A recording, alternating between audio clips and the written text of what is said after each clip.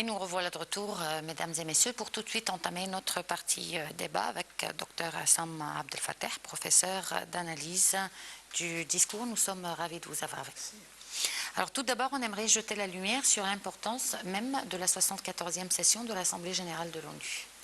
Ah oui, c'est une session très importante dans la mesure où il y a eu beaucoup de problèmes qui préoccupent le monde entier, qui sont en fait soumis aux discussions de tous les États qui participent justement à cette session. Par exemple, vous avez le problème de la pollution, c'est du climat, et aussi pour les incendies qui ont dévoré les forêts, comme amazoniennes, à titre d'exemple. Et il y a eu un discours très important aussi, le discours de Macron à cet égard.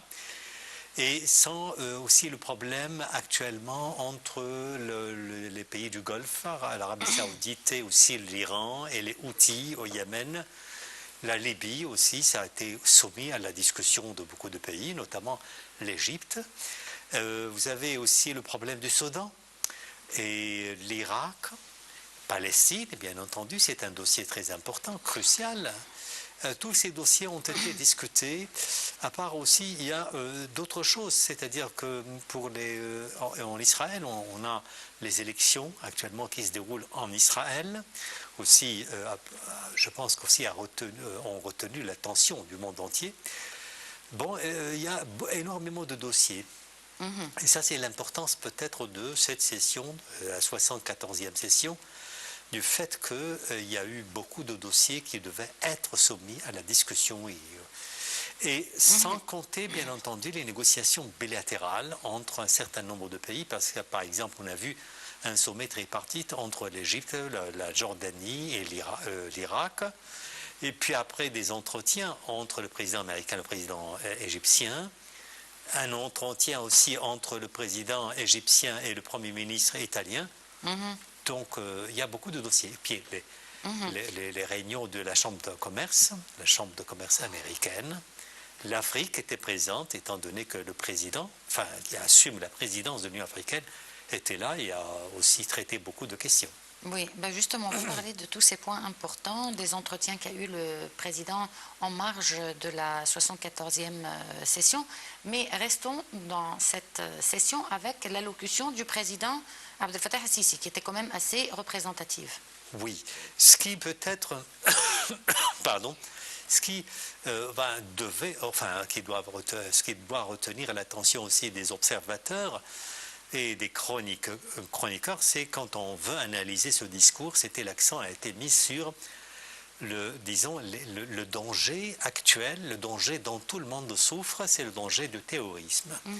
Et notamment au Moyen-Orient, Proche-Orient, c'est-à-dire au Sinaï, par exemple, en Syrie, en Irak, partout dans le monde arabe, en Libye.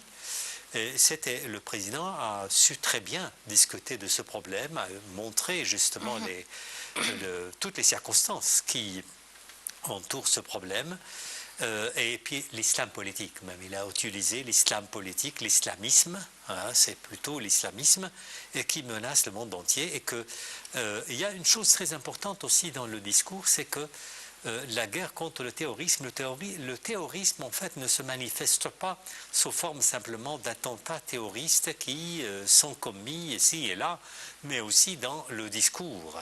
C'est-à-dire il y a le discours en fait qui engendre le terrorisme, règne dans le monde arabe, et que le président, bien sûr, a pris soin vraiment de montrer tous les ressorts de ce problème. Le président a évoqué deux dossiers assez importants aussi, c'est le climat et la santé. Oui, le climat, parce que le programme qui a été mis en place en Égypte ici, c'est-à-dire soigner 60, c'était 100 millions, et que l'Égypte, en fait, a réalisé un grand succès, étant donné qu'on a réussi à soigner 60 millions, c'est-à-dire 60 sur 100 millions, et que la campagne en fait sanitaire continue, c'est-à-dire continue, ça marche. Il y a autre chose, l'Égypte a joué un rôle très important en Afrique. Le président a fait allusion à ça. Ça, c'est pour le dossier santé. Pour le dossier commerce, c'est-à-dire on a abordé le problème de la zone libre en Afrique, la zone continentale africaine. Ça, c'est certainement la nécessité que tout le monde, en fait, contribue à aider les pays africains, c'est-à-dire à développer la zone libre. Et d'ici quelques années, on verra peut-être les fruits de ce projet. En fait, le président Abdel Fattah el-Sisi s'est adressé en tant que président de l'Égypte et, comme vous l'avez dit tout à l'heure, en tant que président de l'Union africaine. Ouais. Quels sont les points à retenir concernant la situation africaine envers le monde? La situation africaine actuellement, c'est qu'il y a actuellement, après, on a discuté ce problème aussi au sein de la Chambre américaine, parce qu'il y a les accords économiques, la nécessité que les investissements, en fait, arrivent en Afrique, que toutes les entreprises européennes, américaines, tout le monde, en fait, participe au projet de développement durable, le projet de développement durable qui portera ses fruits 2030, pardon. Et puis vous avez autre chose, c'est que les accords libres, actuellement l'Égypte joue un rôle très important dans ces pays, soit sous forme d'investissement, soit aussi sous forme des entreprises. Sur le dossier éducation aussi a été traité. La nécessité justement pour combattre la pauvreté, la misère et pour mettre fin aux batailles confessionnelles, aux crises de dissension entre, par exemple, entre sectaires plutôt, entre les pays africains. Ça, c'est un point qui a été évoqué dans les discussions. L'économie, le commerce, l'éducation, la santé, tous les pays du monde sont appelés à participer justement à développer l'Afrique pour réaliser le programme qu'on appelle le programme 2030, d'ici l'année 2030, qui censé porter ses fruits à cette année. Quels sont les discours des chefs de gouvernement qui ont été les plus remarquables durant cette 74e session? C'est que ce qui me plaît, le discours de Macron était important parce que c'est pour moi, le chef d'État en général, qui était sur le climat. Parce que le climat, à mon avis, c'est le sujet le plus important qui préoccupe le monde entier. Même la jeunesse. La jeunesse, en fait, exerce une pression cruciale sur tous les pays, soit sur leur gouvernement. Et quand on dit qu'un président, par exemple, traite ce problème dans son discours, c'est parce que lui, il a été soumis à une certaine pression. Il y a autre chose aussi, c'est que pour combattre aussi le terrorisme, on sait très bien qu'il y a des crises en fait qui se sont déclenchées entre les États et qui risquent en fait d'entraîner des conséquences catastrophiques, comme par exemple l'Iran, les États-Unis, les pays du Golfe, l'Iran, et jusqu'à maintenant les observateurs posent la question importante: est-ce que les Américains ou les États-Unis ont l'intention en fait de déclencher une attaque à l'encontre de l'Iran ou non? Et je pense que le président Abdel Fattah el-Sisi, lors de ses entretiens avec son homologue américain, il a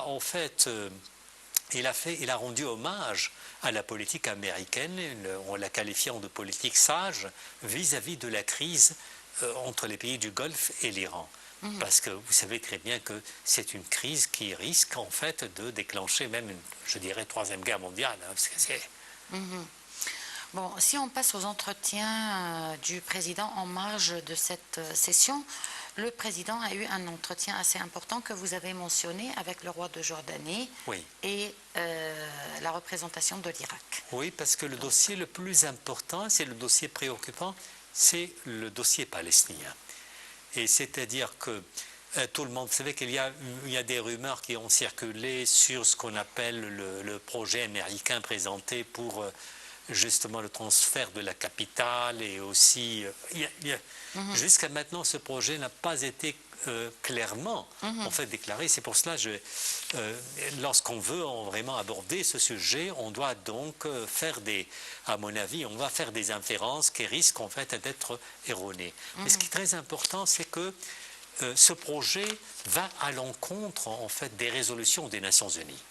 Et qu'il était nécessaire de dire à tout le monde que les pays arabes maintiennent leur position, c'est-à-dire il faut respecter les résolutions des Nations Unies, et maintenant, je dirais que la solution à deux États est une solution qui a été, à mon avis, objet d'accord, de consensus entre tous les pays du monde. Donc il faut toujours s'accrocher à cette solution, et que les trois pays ont ont tenu un sommet pour faire ces déclarations que les trois pays, en fait, soutiennent toujours les résolutions des Nations Unies, un État palestinien, enfin, la solution à deux États, ça c'est une chose. Et puis après, le sommet a abordé la question économique, parce que vous savez, actuellement, l'Irak et même l'Égypte aussi ont besoin de voir fleurir des projets d'investissement. Actuellement, nous avons beaucoup de projets infrastructurels en Égypte, et l'Irak aussi a besoin aussi de faire des projets de reconstruction après les troubles que l'Irak a vus justement lors de sa guerre contre le terrorisme, contre Daesh. Et c'était aussi la Jordanie. La Jordanie est appelée toujours à investir en Égypte. De même, les entreprises égyptiennes vont investir en Jordanie. Ça, c'est pour renforcer les relations entre les trois pays sur le plan économique, commercial et politique. La nécessité toujours d'échanger des points de vue à propos des problèmes de la région. On a par exemple les problèmes au Yémen, les problèmes en Libye. Le dossier libyen a été aussi soumis à la discussion. Quoi encore? Enfin, oui, le Soudan. Le Soudan et le nouveau gouvernement et les élections, les dernières élections. Quels seraient justement en perspective, enfin, les projets de futur? Tout ça a été discuté. Le problème pour la question palestinienne, si on revient à la question palestinienne, ça sera toujours Jérusalem. Oui, c'est Jérusalem aussi, la colonisation ininterrompue du côté israélien.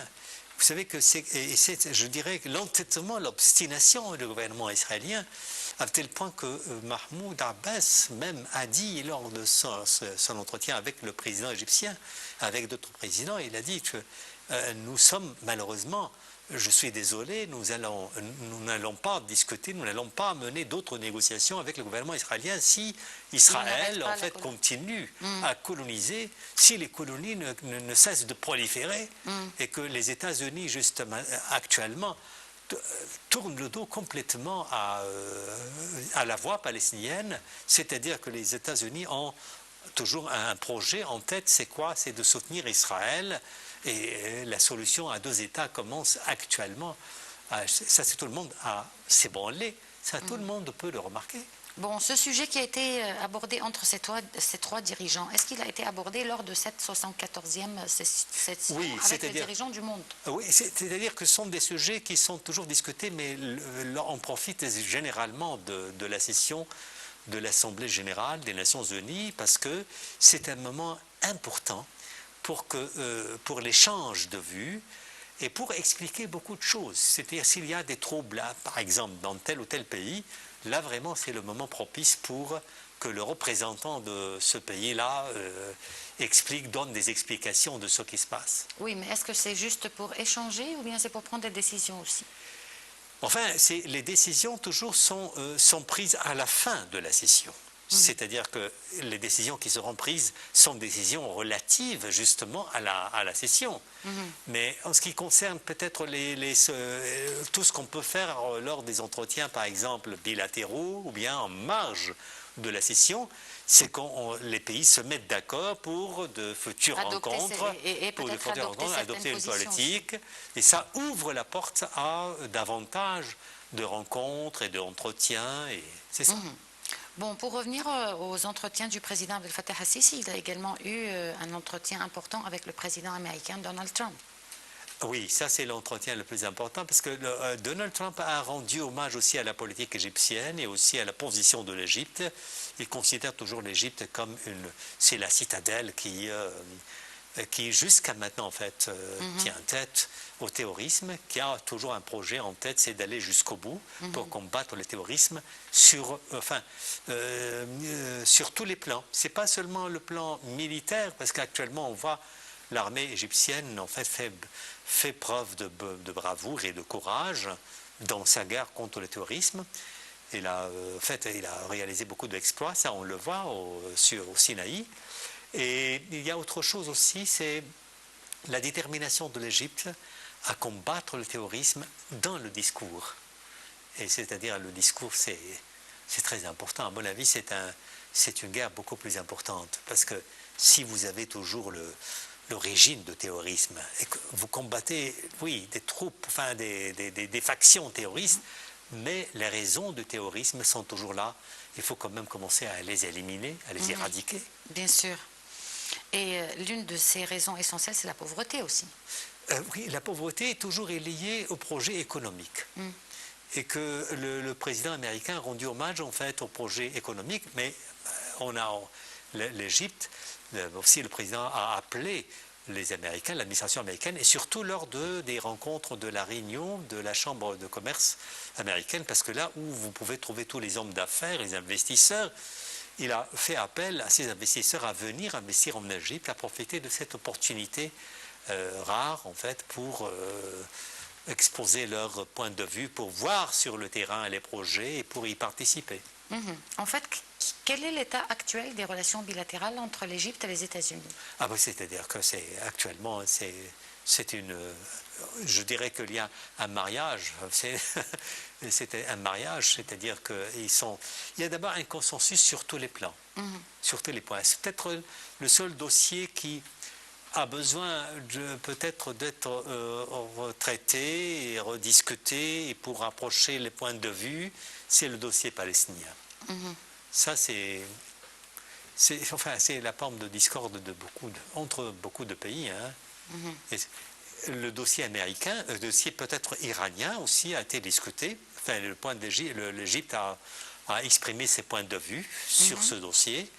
Et c'est pour cela que le président égyptien, en fait, a loué la position de Trump vis-à-vis de ce problème, parce que la sagesse, c'est-à-dire que lui, il n'a pas pris la décision, par exemple, de déclencher une attaque à l'encontre de l'Iran, parce que ça risque, en fait, d'entraîner des conséquences très dangereuses.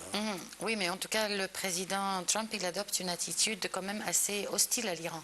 Hostile, oui, mais est-ce que oui, c'est pas seulement Trump. Enfin, nous avons l'Arabie Saoudite, les Émirats aussi. C'est une attitude hostile. Mais justement, après, on a vu ça, l'attaque des installations pétrolières. Ça, en fait, je pense, ça a enflammé la situation. Mais est-ce que les Américains ou l'administration américaine va prendre la décision, par exemple, de mener une attaque à l'encontre de l'Iran? Non, quand même. Il faut attendre, comme je pense que c'est le ministre français de la Défense, Jean-Yves Le Drian, c'est lui qui a dit, bon, c'est dire que les Houthis, par exemple, lorsque les Houthis, en fait, ont réclamé, ils ont revendiqué ces attaques, mais selon le propos même prononcé par le ministre de la Défense, le ministre français, il a dit c'est peu, en fait, jusqu'à maintenant c'est peu certain, c'est peu crédible, il faut attendre les résultats de l'enquête. Et quand on dit il faut attendre les résultats de l'enquête, ça veut dire qu'il appelle d'abord au calme. Il faut attendre, il faut faire preuve de patience. Bon, pour poursuivre avec les entretiens du président, le président a eu d'autres entretiens avec un nombre de dirigeants européens également. Oui, c'est-à-dire le Premier ministre italien. Je pense que c'est un entretien important parce qu'il y a beaucoup de dossiers qui ont été abordés.